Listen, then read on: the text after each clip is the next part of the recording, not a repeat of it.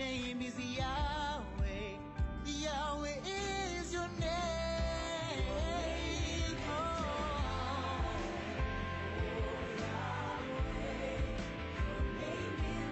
May the Lord you remembered Anna and lifted her above.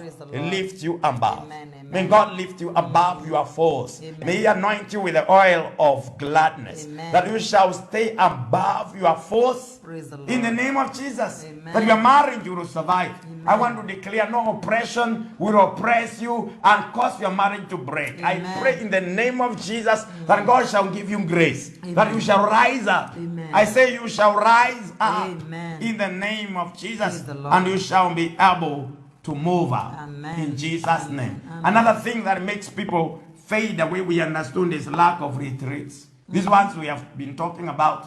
And I believe every couple that has been following us has taken this with a lot of weight.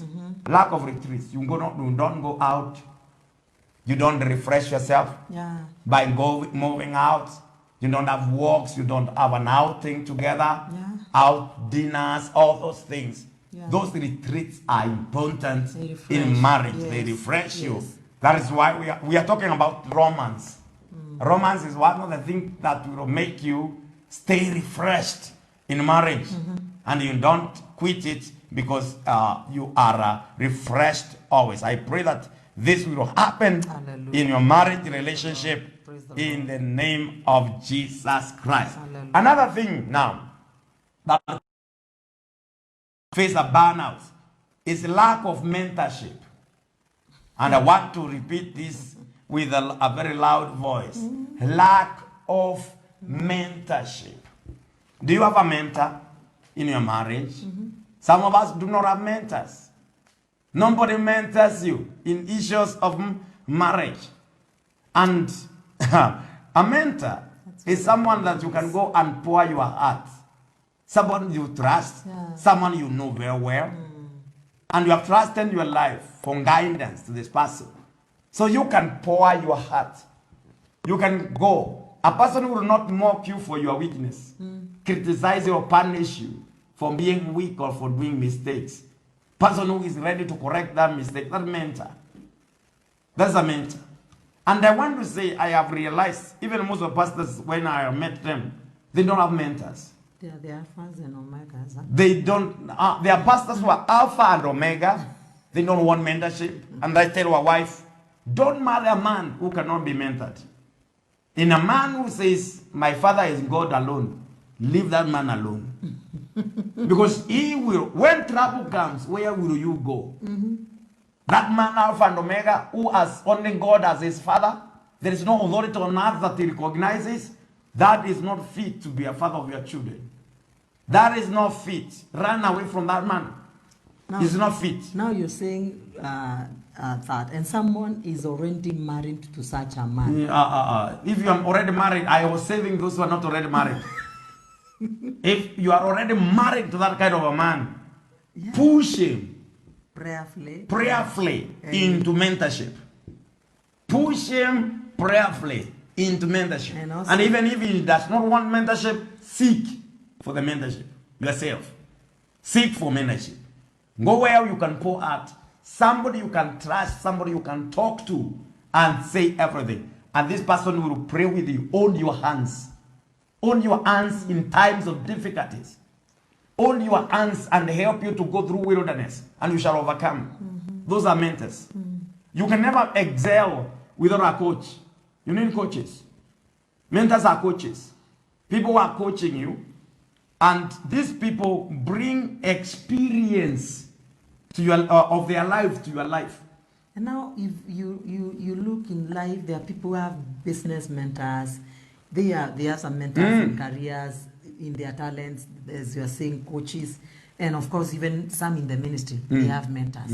But why a majority, when it comes to marriage, they don't have mentors and they don't seek for one? That is lack of wisdom.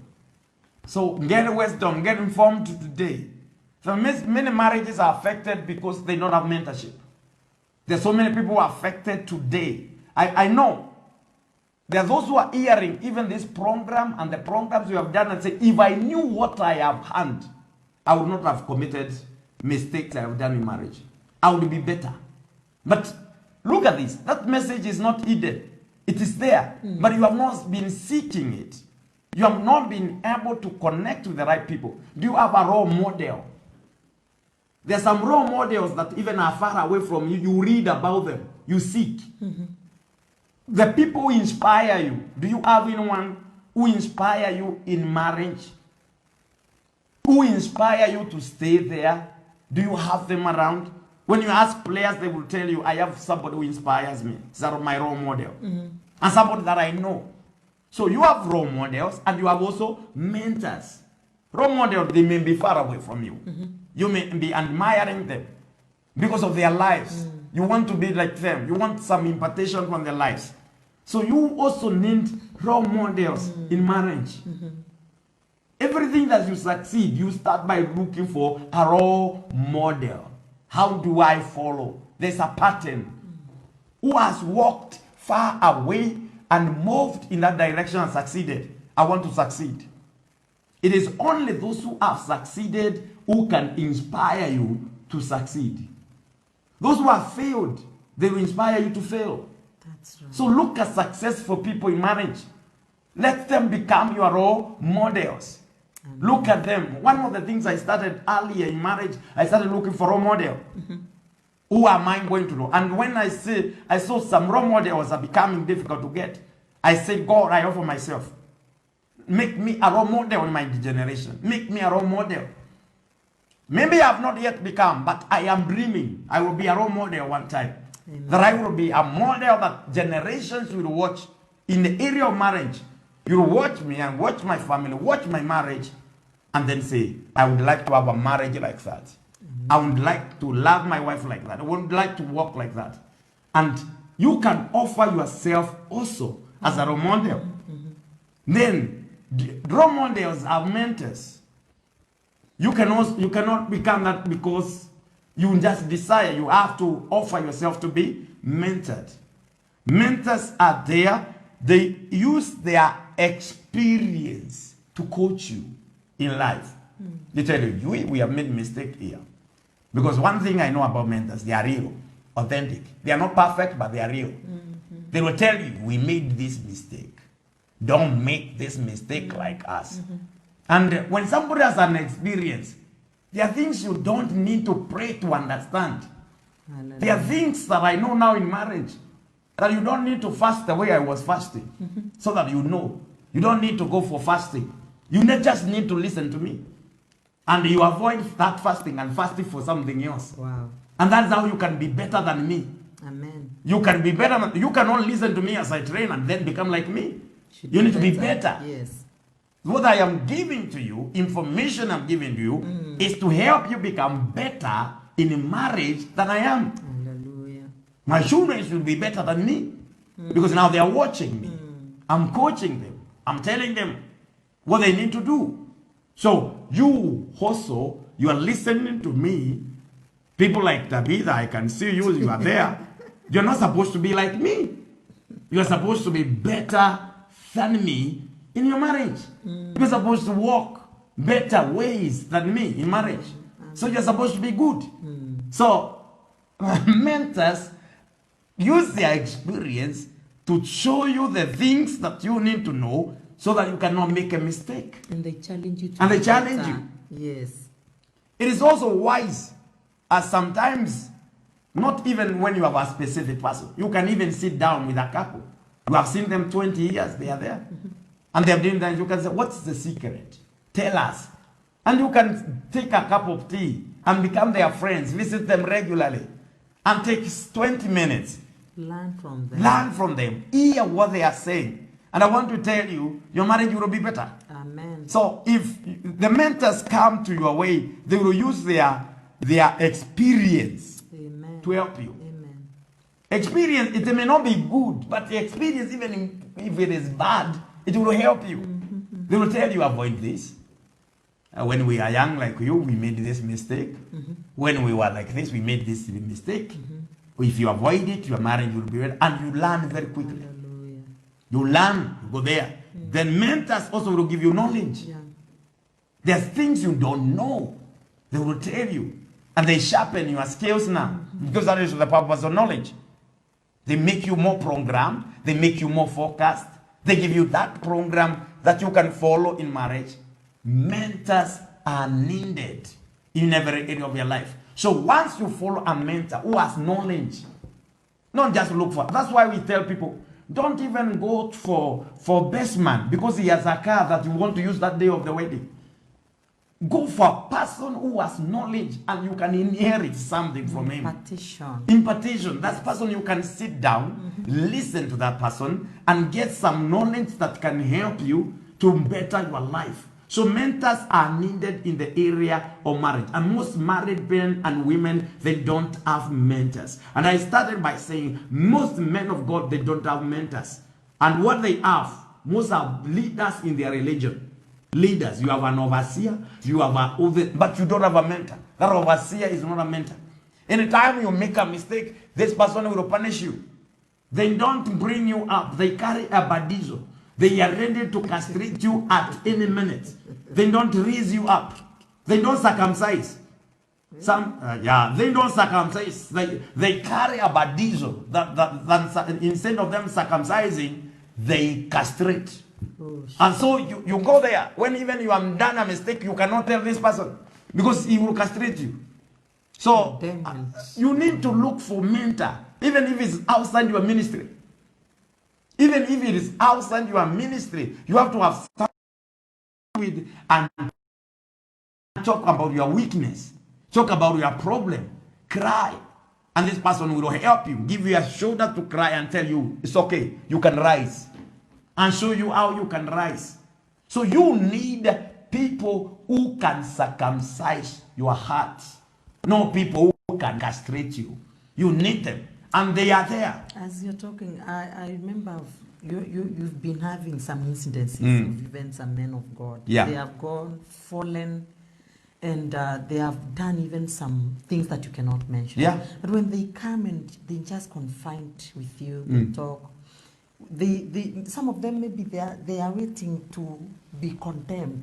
But when you embrace them, I've seen men cry. They cry. And they cry until even somehow I ran away. But these people within a very short time, they are reconciled. They are healed. And they are healed and they are doing very good in ministry and even in marriages. So I think people should be very keen to look for mentorship. Yeah, mentorship. They are fathers. You can see Moses, he was almost to die because of burnout. Burnout in the ministry. And I believe you cannot have burnout in the ministry and the family remain well. That's when Jethro, the father-in-law, he became his father. Not just a father-in-law, but he became his mentor. He told him, go and seek for leaders. And let these leaders do these minor responsibilities. And you deal with major responsibilities. And that way you take this ministry far. Otherwise, if you don't do so, you'll die early.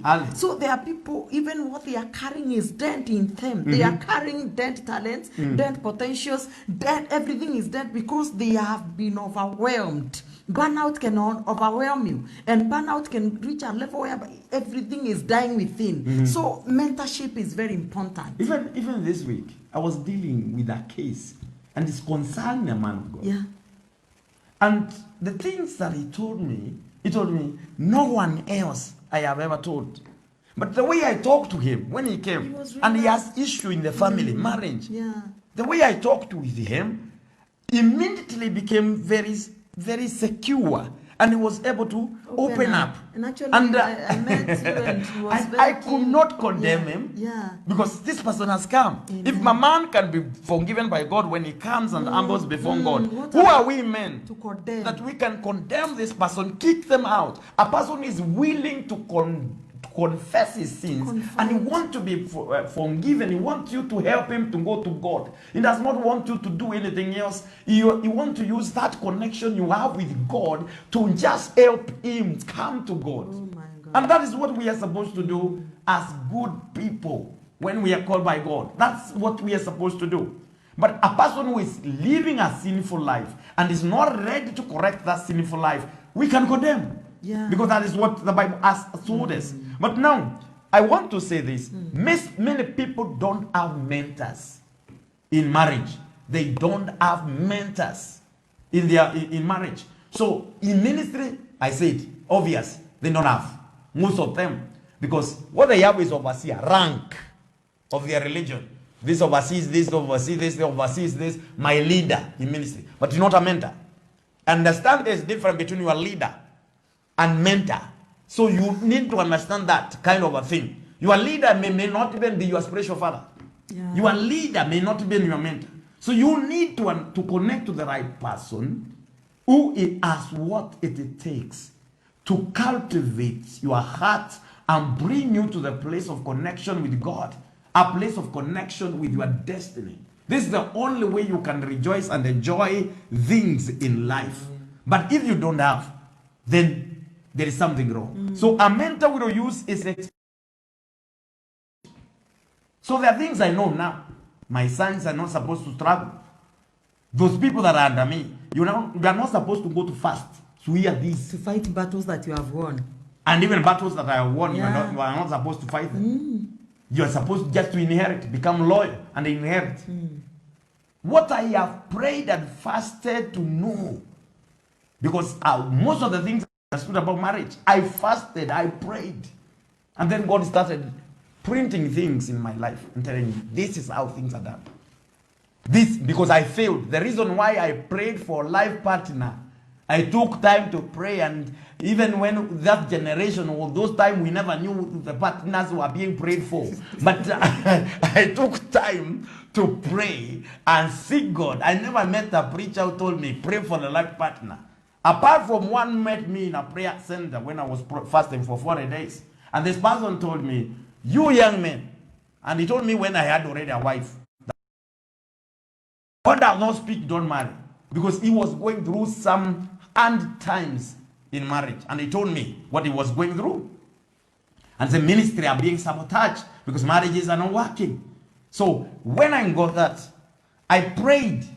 The reason why I was praying, I never prayed because of anything. I knew wives are disturbing. That, according to the testimonies that I had seen and what I have heard from men of God. So I was praying for God to give me a wife. So when this wife become a troublemaker, I will report her to God. That is why I was praying. So that when she brings problem to me, I will tell God, this is becoming a problem, and you are the one who gave me. And you have said you failed. What did you fail? Now, listen to me. So when I looked at that issue, and I saw that it's true, some are going through that, and according to their testimony, I said, let me pray for that God will give me. And then immediately when I was praying, God told me, it's not a must you face what they have faced. Say, what is the problem? Say, they lack knowledge. And say, now you need knowledge. If you get it from me, you'll not face what they are facing. What is this knowledge? He started now downloading knowledge of marriage. And then it became too much. I thank God. The same way, she was also praying aside. And also God started downloading knowledge to her. So we met. And when we met, we had knowledge about what we are about to face. Yeah. Because she had said she will not get married. So she prayed on our side. And now we met. And now, even in our courtship, God never waited for us to get married. Before we started training. Yeah. We started training couples before we got married. We were even getting sick and tired to see the mistakes they are making. And God is talking to us. So we started training. And I thank God, in where we come from, they say a young man who is not married cannot speak to married people. But God gave us favor. They started saying, these are Timotheos.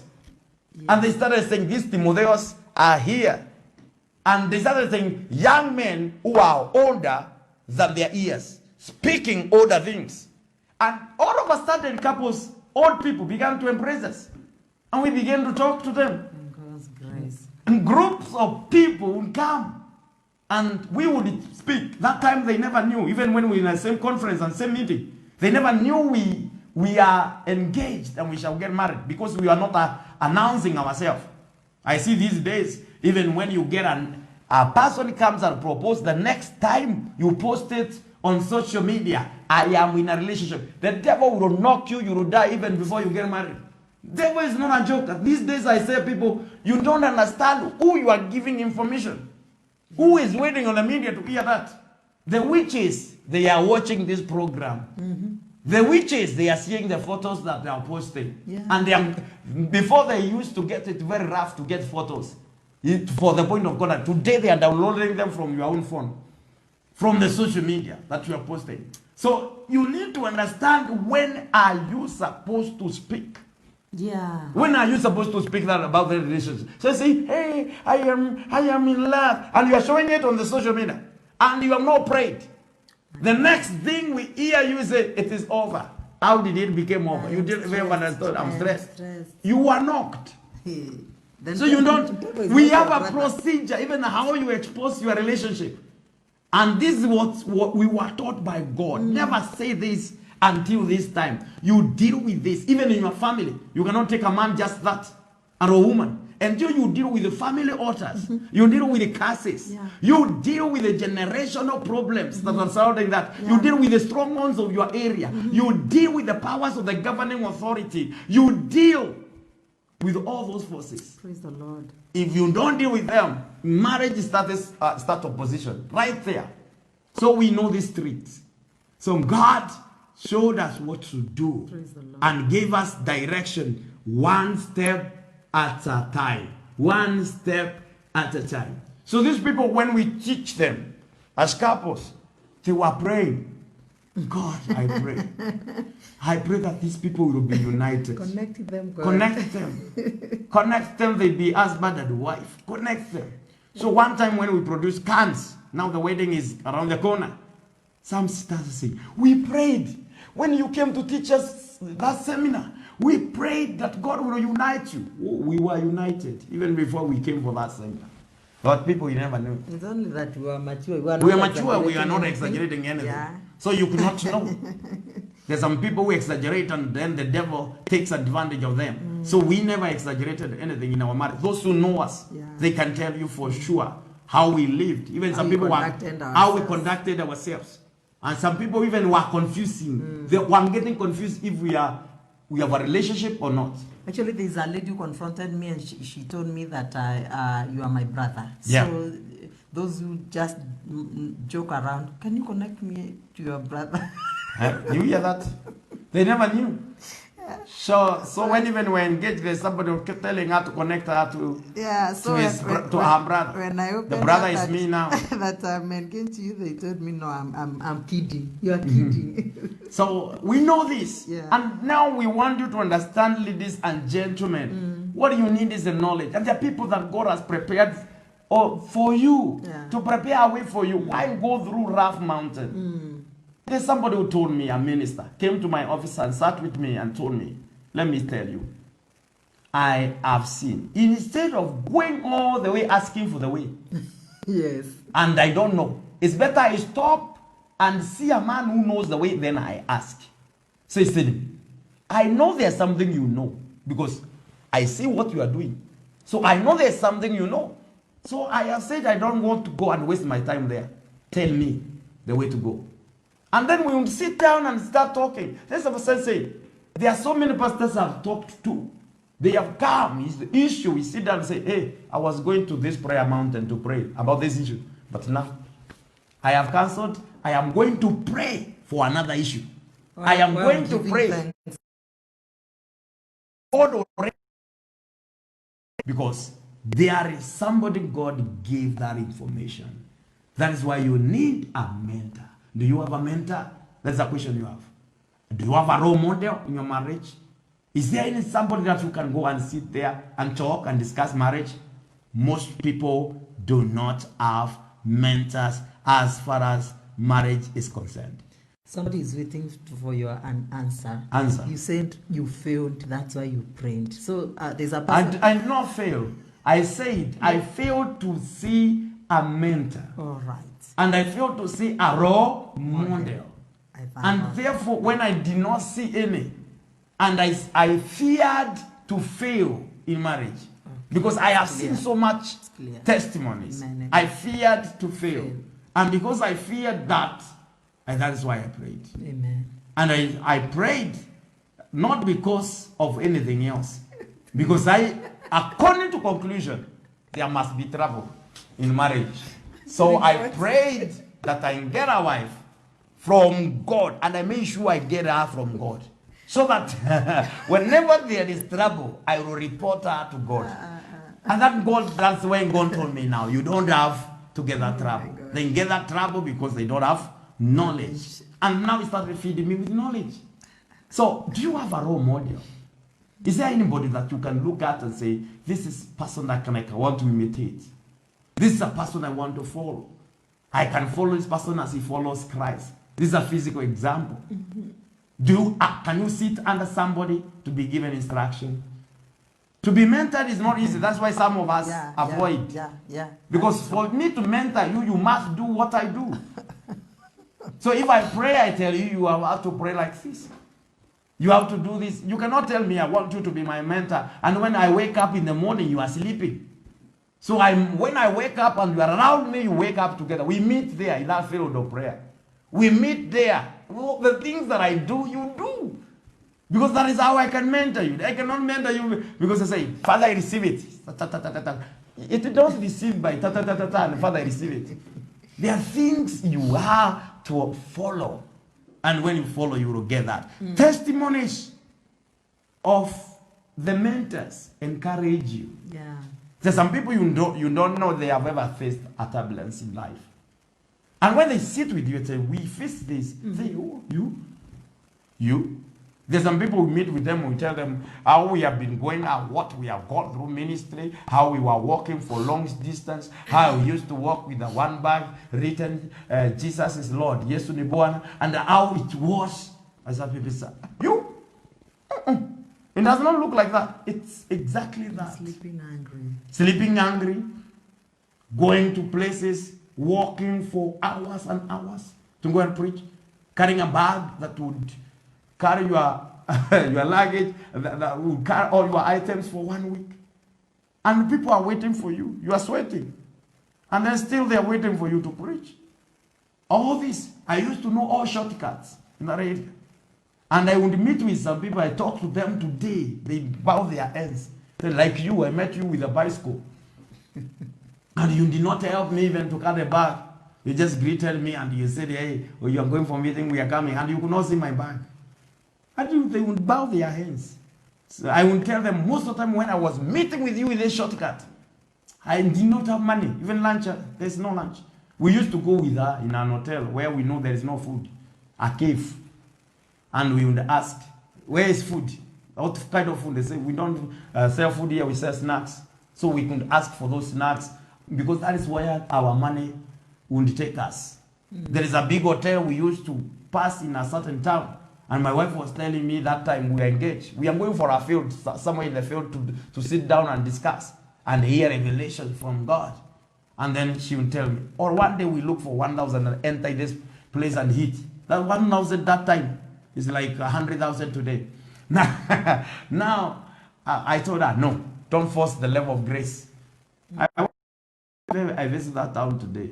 I think the last time I visited that hotel, maybe it was 2008, 2009. Right now, I cannot show my face there. You cannot see me. Now, look at that. Now, I want to say this in short.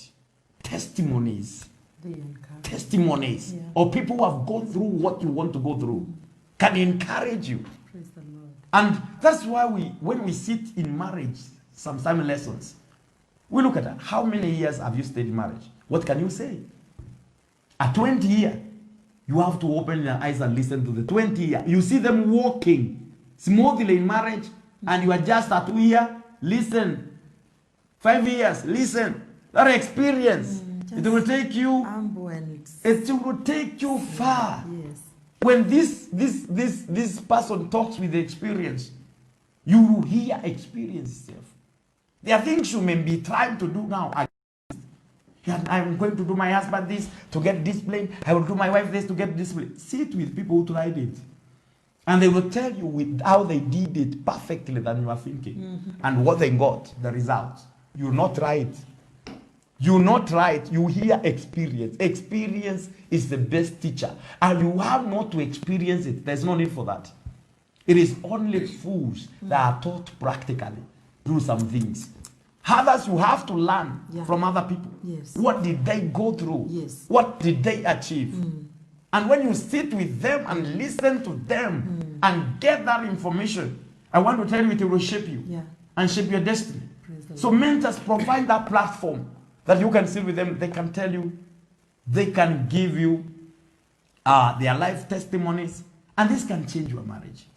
Can change your perception, even about some in issues. today's A refresh generation, they, even if you tell them about mentors, they see them as if they're outdated.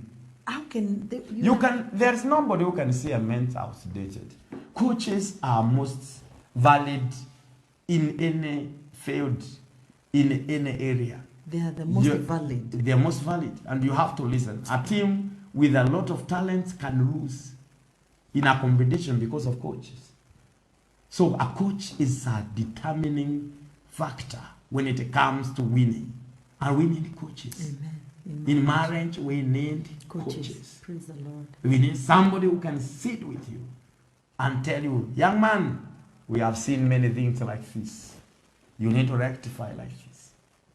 And you listen and they apply what they are telling you, then you'll win. Then these people who coach, they motivate. Yeah. The mentors, their work is also motivational. They motivate you. They show you what you can do. They can look at you and say, you have this potential. And then begin to show you how you can rise to that level. And we need such people in marriage. Most people, even a mere seminar, they don't attend.